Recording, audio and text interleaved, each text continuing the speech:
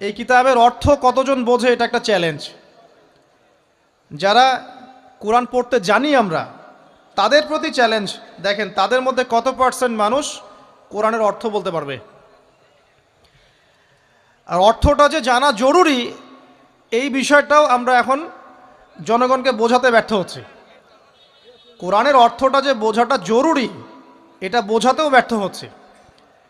কারণ আমরা সবাই প্রত্যেক হরফে 10 নেকি পেতে চাই। কোরআন তেলাওয়াত করলে প্রত্যেক হরফে 10 নেকি হবে, এই তো।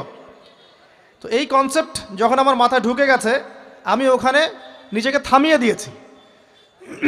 অর্থ বুঝে গবেষণা করলে এবং কোরআন কেন্দ্রিক জীবন ব্যবস্থা গড়লে যে আরও বেশি নেকি হয় এটা আমার মাথায় নাই। প্রত্যেক হরফে 10 নেকি তো আপনি পাবেন তেলাওয়াত করলে, কিন্তু অর্থ বুঝে এর ভিতরে ঢুকলে গবেষণা করলে এর মূল স্বাদটা পাওয়া যায়